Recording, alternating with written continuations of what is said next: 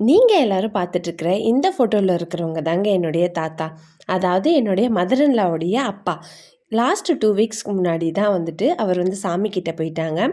எங்க தாத்தாவுடைய வயசு என்ன, பொறந்த தேதி என்னன்றது பார்க்கறதுக்காக, அவருடைய திங்ஸ் எல்லாம் தேடிட்டு இருக்கும்போது தான் இந்த ஓலைச்சுவடி கிடைச்சிச்சு. இந்த ஓலைச்சுவடிய வச்சு பார்த்தா, எங்க தாத்தாவுக்கு 103 வயசுங்க.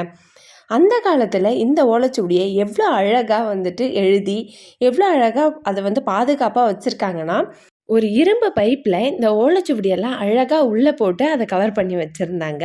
இந்த ஓலைச்சுவடியில் எழுதியிருக்கிறது வந்து சிலது வந்து நல்லா புரிகிற மாதிரி தமிழ்லேயும் இருந்துச்சு, சிலதெல்லாம் வந்து இந்த சமஸ்கிருத மொழி மாதிரியும் இருந்துச்சு.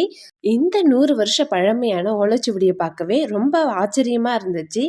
அதை விட இப்போ இருக்கிற ஜென்ரேஷனில் 100 வயசு தாண்டி ஒரு பெரியவங்க இருக்காங்க அப்படின்னாலுமே அதுவே ஒரு பெரிய விஷயம்.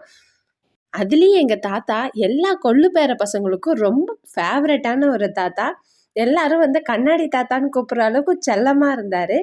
அவரோட வாழ்க்கையோட கடைசி நாள் வரைக்குமே எல்லாருக்குமே வாழ்க்கையை எப்படி வாழணும், இப்படி அனுசரித்து போகணும் அப்படின்னு எல்லாருக்குமே சொல்லிக் கொடுப்பாரு. ரியலி மிஸ் யூ தாத்தா.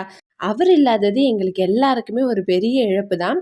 இந்த ஓலைச்சுவடியில் என்ன ஒரு ஆச்சரியமாக இருந்துச்சுன்னா, இப்போ எல்லாம் ஜாதகம் எழுதி வைக்கிறாங்க இல்லையா, அந்த மாதிரியே வந்துட்டு அப்போ இருந்த ஓலைச்சுவடியிலையும் இந்த கட்டெல்லாம் போட்டு நட்சத்திரம், ராசி அது எல்லாமே வந்து தெளிவாக எழுதியிருந்தாங்க.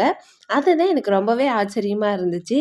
நான் பார்த்த இந்த ஆச்சரியமான ஒரு விஷயத்த உங்கள் கூடயும் ஷேர் பண்ணணும்னு நினச்சேன். அதனால தான் இந்த வீடியோ போஸ்ட் பண்ணியிருக்கேன்.